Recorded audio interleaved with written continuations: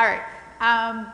So today and tomorrow we're talking about BAT, or behavior adjustment training, and the first portion of today will be about not just BAT, but other things that a person can do for reactivity. So working on body language, working on management, so ways to control the situation in general to help set the dog up for success.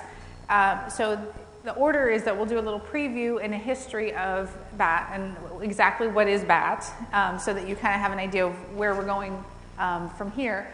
But then go back to talking about foundations and things that are essential for working with reactive dogs.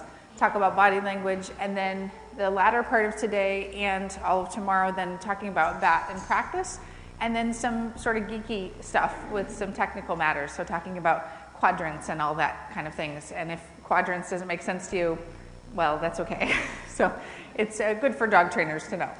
So we will be doing demos throughout the day. So today and tomorrow we'll be doing demos staged with a low intensity version of the trigger. So they're seeing the dog from far, far away, or if it's a person, they're far away, maybe they're turned to the side, but some low intensity version of the trigger.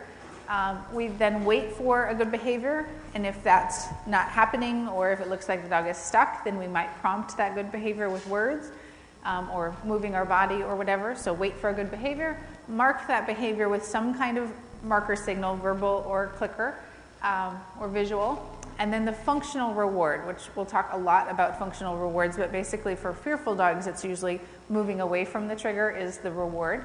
It's the reason for the reactivity in the first place. And then some kind of bonus reward, so food, toys, or whatever. So we're using a combination of real life rewards, and then some of the time we're also using bonus rewards. And we're always using the bonus reward of attention and affection from the owner, or where the focus of everything is. Hello. The third stage is the core of BAT. The first two stages are more for management, and there are ways to keep the dog learning good things on walks and at home and whatever, but the third stage is really where I focus and where I do setups. But the first stage is basically click for the dog or whatever animal you're working with. Click for them just looking at the scary monster, and then call them away, walk away, and give a treat. And one of our thoughts was yesterday he gives a lot of facial expressions that get missed when you're too far behind him. So we're positioning some of our trainers past where they'll be working to give a hand signal to the owner that if he gets locked in and starts doing a facial expression that she's missing, to do a let's go and retreat with a treat if we need to, so that he doesn't hang too long and explode. So that's one thing that we're working on. The other thing, we are going to use John as a bonus reward if we're not using food. He gets to play with his dog because his dog loves him so much. And then we are going to not walk in a straight line towards our target dog. We are going to basically the goal is to zigzag from one side towards the other. That's going to be kind of the focal point at diagonal lines, hoping that we can get further. Right here. That's good. All right. Okay. We're trying to first walk towards this first tree. We're trying to get a baseline where he notices the dog, which he hasn't yet.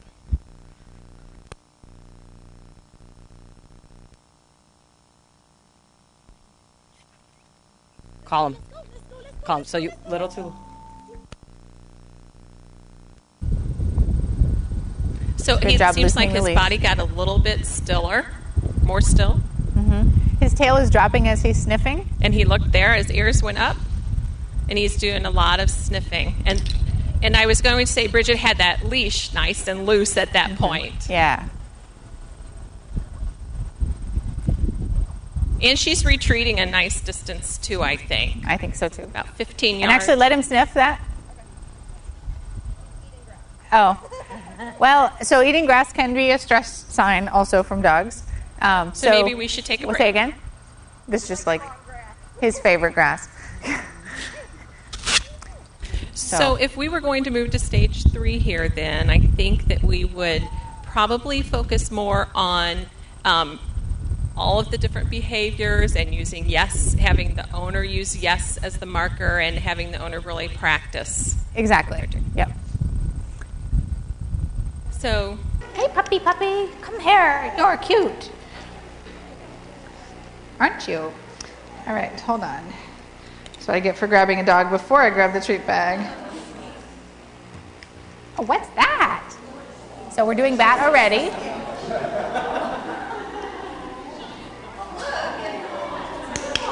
I'm going to teach the moonwalk. I just think that's cute. All right, so that wasn't bat, but hold on. I'm going to let her look at it, whatever it is again. Yay, good girl. Well, here we go. We have something to work on already.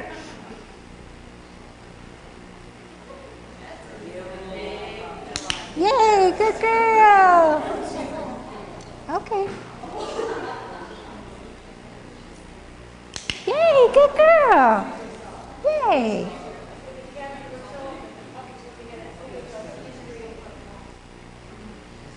Yeah, you're fine. Go get it.